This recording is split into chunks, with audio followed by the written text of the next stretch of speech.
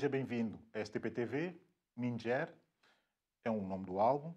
Mistura com leveza, muito bom gosto, a música urbana da Guiné-Bissau, não só urbana, mas a música da Guiné-Bissau, digamos assim, com influências de outras sonoridades, passa pela soul e pela música latina, digamos assim também. Karina Gomes, além de cantora, tem também desenvolvido várias atividades em diversas áreas. Eu não vou estar aqui a falar muito mais sobre isso, digo só que o título que me apeteceu dar a essa conversa com a Karina Gomes é O Feminismo ou o Pós-Feminismo. Eu ando muito à volta do pós e tinha que trazer o pós para aqui. Segue uma reportagem sobre o tema. O Dia Internacional da Mulher é celebrado a 8 de março e tem como origem as manifestações das mulheres russas por melhores condições de vida e trabalho. Nos países ocidentais, a data foi esquecida por longo tempo e somente recuperada pelo movimento feminista já na década de 1960. Em 1975, foi designado pela ONU como Ano Internacional da Mulher e em dezembro de 1977, o Dia Internacional da Mulher foi adotado pelas Nações Unidas para lembrar as conquistas sociais, políticas e económicas do sexo feminino. Numa altura em que as mulheres cada vez mais dão cartas nas mais diversas áreas, é importante celebrar este dia e lembrar as conquistas que já foram feitas e aquelas que ainda falta alcançar.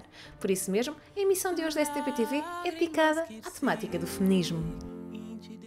Como disse, custou-me imenso ter aqui a Karina Gomes, mas era algo que eu tinha que acontecer.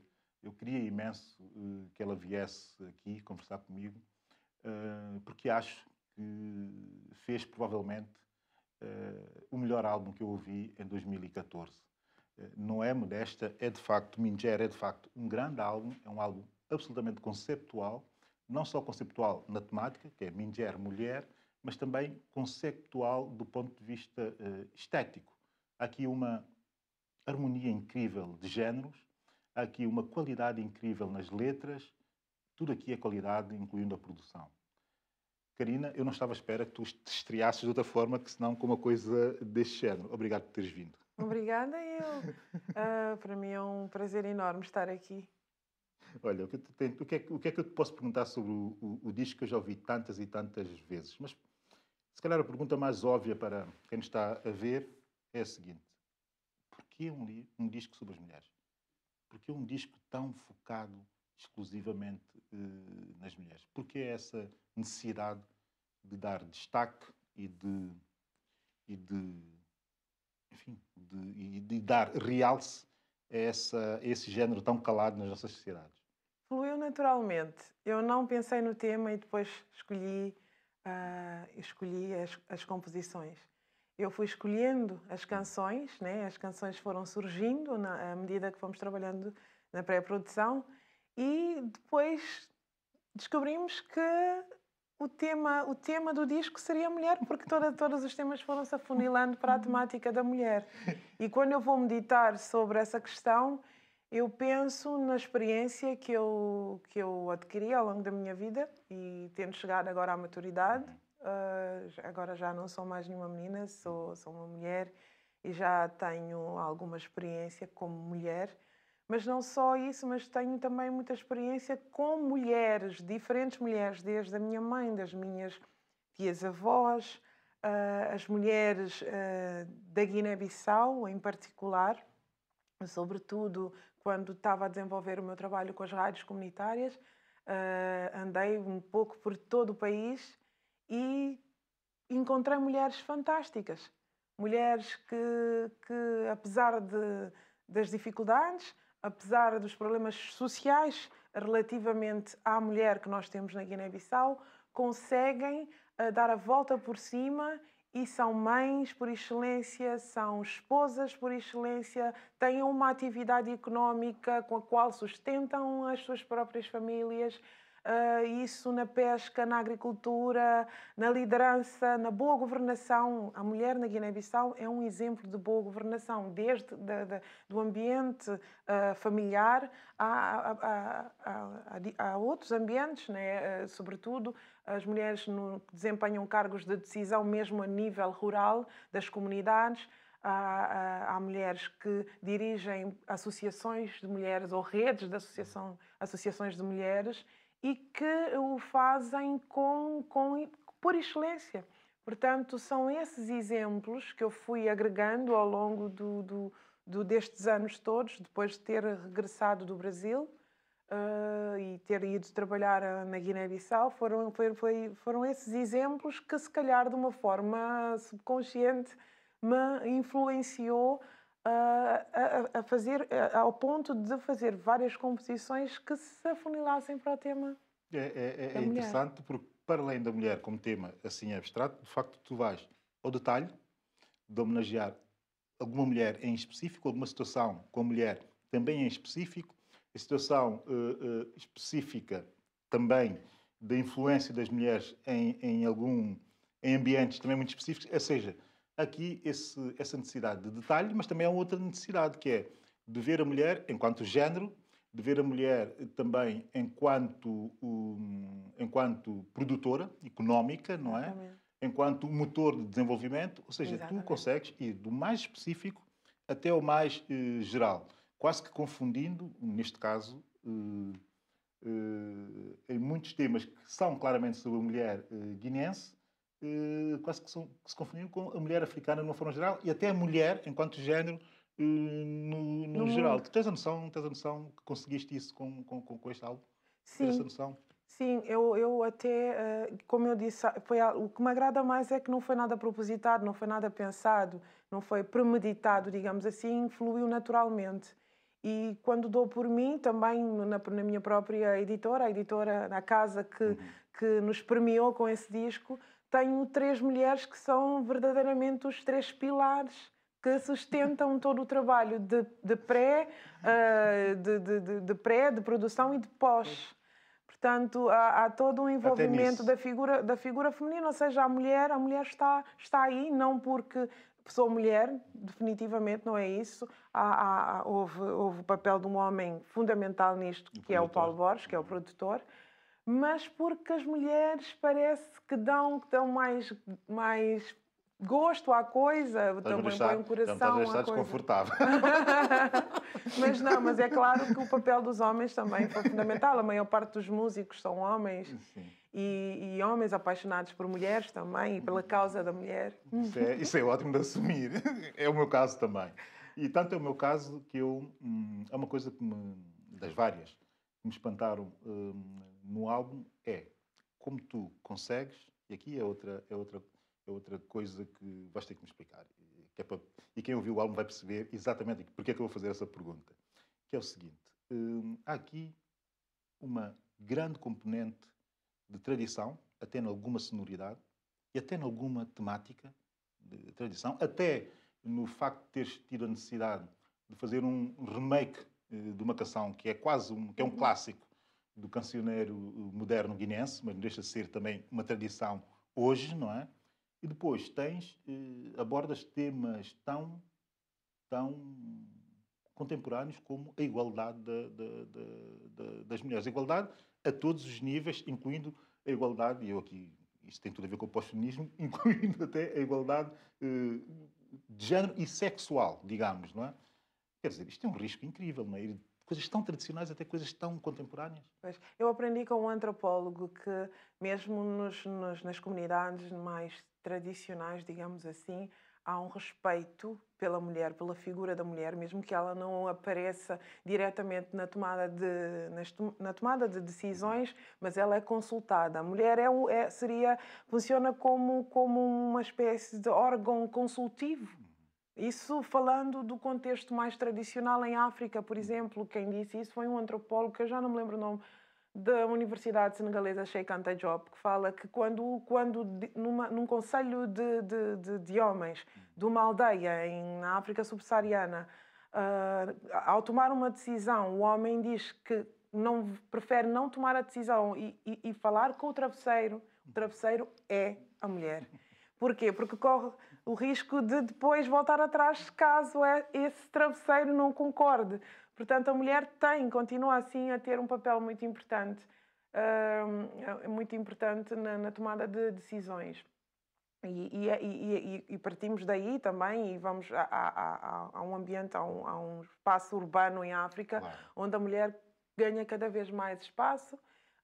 na tomada de decisões. Nós temos um exemplo agora na Guiné-Bissau, com 7 mulheres no governo e a fazer e a dar mostras de capacidade. Portanto, acho que as coisas começam a mudar. E é claro que isso, como já disse e vou repetir, não foi uma coisa forçada, mas se calhar é uma coisa que está a aparecer e por si.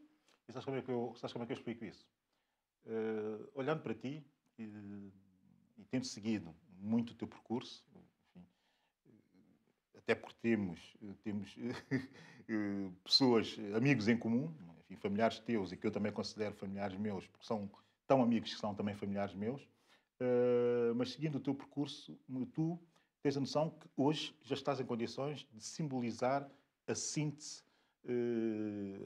da mulher africana urbana, independentemente do sítio onde ela esteja, não é? Sim, sim. Que é exatamente a incorporação da tradição e do contemporâneo, o olhar para o específico e também para o global, ou seja, acabas por ser essa síntese. Nessa perspectiva, e estou a explicar o teu álbum, Sim, eu não estou a explicar sim, o teu álbum, nessa Obrigada. perspectiva, quase que era obrigatório que isto deste nisso, que isso desse Exatamente. nesse Foi uma minguer. espécie de genealogia da música urbana, pode-se assim dizer. Porque, por exemplo, mesmo o tema de Manjuandadi, que é o tema se calhar, mais tradicional, já é um tradicional urbano, porque a música crioula, o berço da música crioula é a música de Manjuandadi, que é o nosso Badio de Tina. É a música que é feita em crioulo e já é uma música mestiça, já é uma música que começa nas praças, nas cidades, digamos assim. E então seria uma base para depois o que vem a acontecer com a música mais tarde, que é a introdução dos instrumentos ocidentais, Sim. digamos assim, guitarra, bateria, entre outros instrumentos. Portanto, o disco acaba sendo, em parte, uma espécie de genealogia da música urbana da Guiné-Bissau. Ou seja, há também uma proposta dos pioneiros da música urbana, da música moderna, digamos assim, como é chamada, a música moderna guinense, que é a música da Guiné já com instrumentos, tocada com instrumentos ocidentais. A proposta deles, posso aqui chamar nomes, posso chamar o Ernesto Dabó, o Aliu Bari, o próprio Zé Carlos Schwartz, entre outros. A proposta deles é exatamente apelar a outros ritmos, a outros géneros musicais de outros países, de outros continentes, e fazer uma espécie de casamento, de fusão com os nossos ritmos tradicionais. E ritmos esses, se recuarmos um pouco mais no tempo, formos ao século XIII, vamos falar da música mandinga, por exemplo, que é evidente a contribuição que a música mandinga deu ao jazz, ao blues, a exemplo do Ali Farka Touré, por exemplo, que lhe perguntaram há uns anos atrás, mas você faz blues? E ele, não, eu faço música da minha terra. Ou seja, nós contribuímos, a região onde é a Guiné hoje fazia parte do antigo Império do Mali, onde o Corá surgiu e todo aquele movimento dos griots, aquela filosofia em torno da música e da poesia e do próprio improviso, que hoje que é uma característica fundamental, ou principal do jazz, por exemplo, a concepção no palco, o improviso. Portanto, são coisas que acabaram contribuindo de uma forma espontânea neste disco, neste meu primeiro disco. E dizer que a Karina, sim, simboliza não só a mulher africana, mas sobretudo a mulher africana urbana, que também tem uma veia cosmopolita, que já viveu em vários países, em vários contextos, e que também ouviu outras coisas, que veio do gospel e que também na sua adolescência consumiu muita música anglo-saxónica, norte-americana e por aí vai. Portanto, não seria uma espécie de genealogia, mas sem esquecer a característica da própria cantora. Ou seja, eu tenho a minha forma de ser e de estar na música, valorizei a minha língua, que eu considero ser o elemento principal da identidade, a língua, que é o crioulo neste caso, e é uma forma também, como diz a Mayra Andrade, de nos impor linguisticamente, porque há uma forma de ser e de estar em crioulo, e o nosso crioulo é uma língua por excelência. E muito musical, e diga-se muito passagem. musical, Muito exatamente. musical. Muito Uma excelente musical. língua Até para aí cantar. também a síntese. Até aí Exatamente. também a síntese. Tu estudas no Brasil, fazes o regresso à Guiné-Bissau, tinhas uma carreira no organismo internacional, no Unicef, se não me engano muito, Exatamente. na comunicação da Unicef na Guiné-Bissau. No entanto, optas por decidir, e já sei que consultaste muita gente nesse sentido para tomar essa decisão, Sim. Optas por decidir dar o salto para a música. O que é que te fez? O que é que fez o clique? O que é que te disse, não, eu vou ter mesmo que ser cantora? Em que momento é que sentiste essa necessidade quase que inevitável? Foi em 2010. Depois de ter dado uma certa contribuição no setor da comunicação na Guiné, que eu achei que foi importante também para essa tomada de decisão, porque aí eu fui ver a importância da música, fui ver a importância da cultura, digamos assim, de nos afirmarmos como atores culturais. Mesmo porque o próprio Amílcar Cabral disse que a própria luta que nos trouxe a independência era em si um ato de cultura e que a cultura durante um determinado período foi marginalizada e de uma certa forma continua a ser, porque estamos num país que ainda não tem uma política cultural e isso é grave. Um país como a Guiné-Bissau ainda não ter uma política cultural, mas acho que já está-se a trabalhar nesse sentido. E por vários motivos, e porque também a música, que tive um verdadeiro encontro com as minhas raízes musicais, digamos assim, foi quando eu comecei a cantar no Brasil, eu sabia que um dia ia fazer música, só música, mas não sabia quando e tinha a certeza de que ainda não era o momento. E quando voltei para a Guiné, quis trabalhar, porque sabia que ainda não era o momento de assumir a música como profissão. Fui trabalhando paralelamente à comunicação com a música, mas não tinha decidido porque ainda sentia aqui dentro que não era o momento. Mas em 2010... Mas em 2010 já tinhas feito, em 2008, já tinhas contribuído em 2008 para o Ar Puro dos Super Mama Job. Isso foi uma participação que eu tive no disco e integrei a banda e sempre que disponível trabalhava com a banda, mas às vezes não estava por causa do trabalho. Até então a prioridade era o meu trabalho em comunicação. Foste tu que cantaste, deixa-me interromper-te, porque eu tenho que fazer isso. Foste tu que cantaste Filho de Mim? Filho de Mim, exatamente. É realmente uma grande canção e tu estás ali absolutamente excepcional.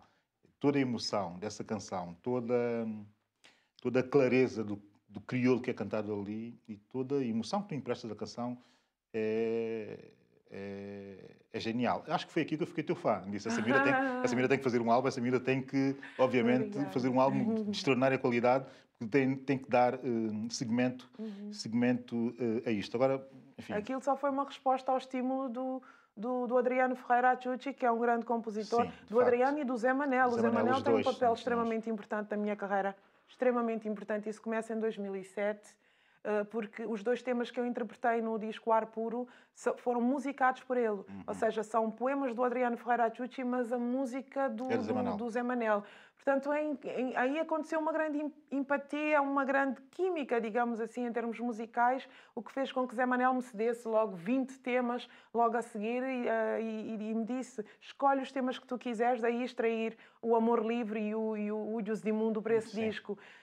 E o Amor Livre tornar-se no grande single que, graças a Deus, tem sortido esse efeito todo. Vais ter que mandar um recado ao Zé Manel, que é Ujos de Mundo, fala de Moçambique, Cabo Verde, Angola... Exatamente. Não fala São Tomé e Príncipe. Pois, olha, vais ter que mandar esse recado. É verdade, pedimos desculpas, é verdade, porque também depois a canção ficava muito... Mas ele falava de ritmos e claro que... Eu está preocupado com a sonoridade, percebe-se bem na métrica, estava muito preocupado com a sonoridade. Mas é verdade, isso é uma questão. Eu também estive a pensar nisso, mas entretanto a canção ia ficar imensa. Eu pensei no Brasil também, que é o país que me viu nascer como cantora e que tem um papel extremamente importante e pronto. Mas é interessante o meu percurso porque é em 2010 que eu decido que realmente quero fazer só... Vou fazer... É o momento de eu arriscar. É claro que eu estava a trabalhar na cooperação holandesa, tinha o meu salário e que trabalhar na música significaria fazer uma renúncia, ou seja, pedir uma licença sem vencimento para correr atrás de um sonho com um bocadinho que eu tinha conseguido arrecadar dos patrocinadores e ter tido vários obstáculos e não ter desistido. Se calhar isso é uma das coisas que intrinsecamente implicaram na escolha do tema, porque a mulher guineense é uma mulher guerreira, a mulher africana é uma mulher guerreira que não desiste por nada. Não desiste porque tem que lutar pelos filhos, tem que lutar pela...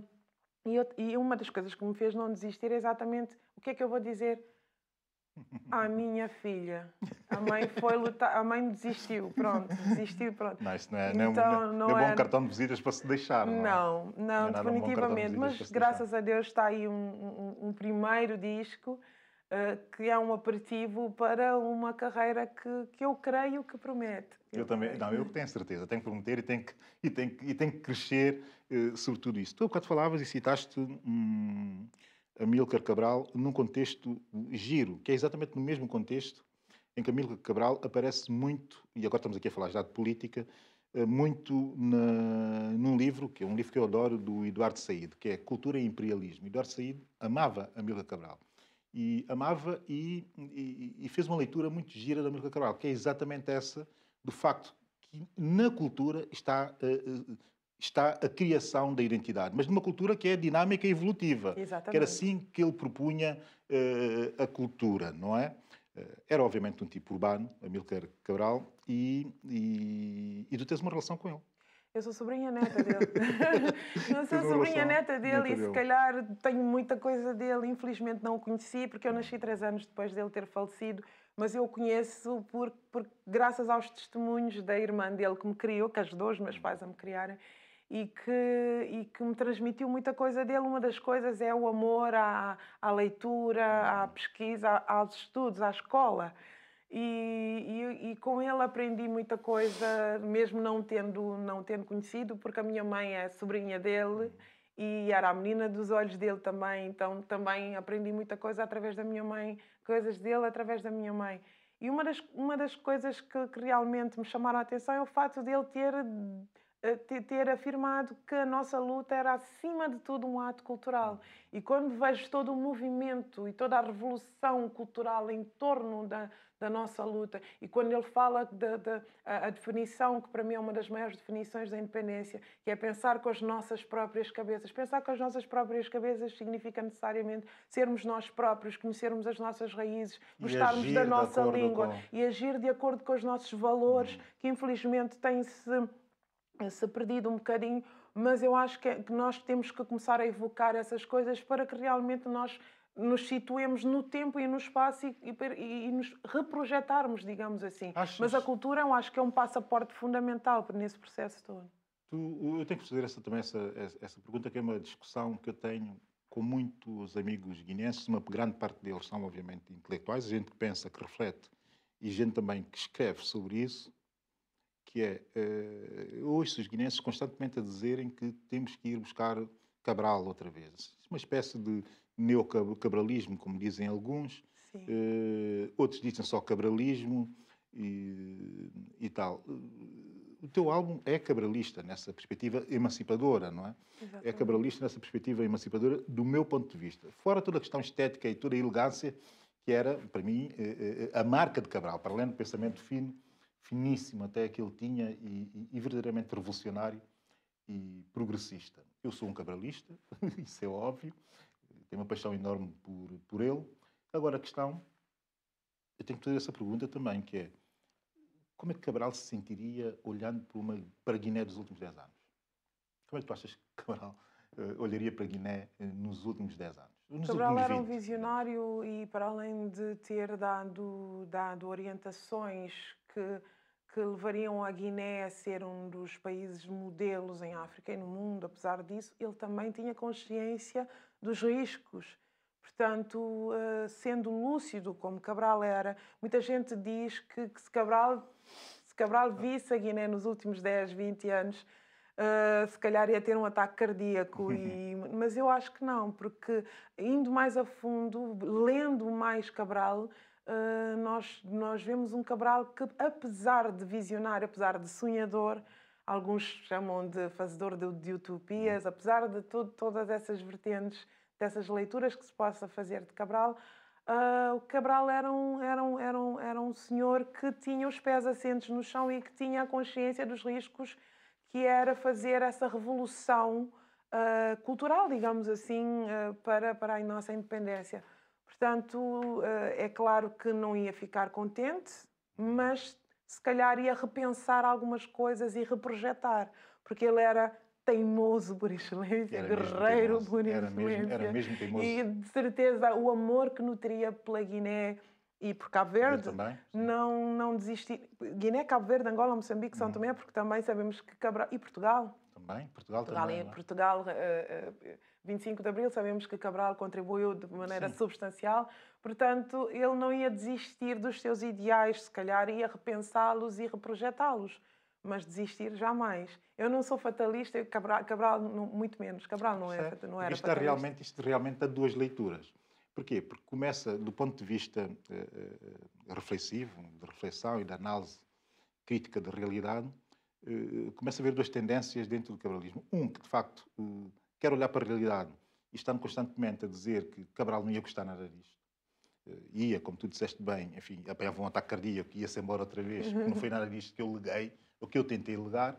E depois há uma segunda leitura, que é essa que estás a dar, que seria realista, como ele era de facto realista. Ele era realista. Tinha uma noção incrível não só das dificuldades, mas também do negativo que lhe rodeava, tinha perfeita noção disso. E tem frases célebres. Uma das frases é: se alguém me trair, vai ser do próprio, se alguém vai sair do meu próprio povo. Ou seja, ele sabia que ele sabia que corria o risco de ser morto como ele foi. Portanto, ele é um homem que partiu de bases reais para elaborar toda uma estratégia de unificação.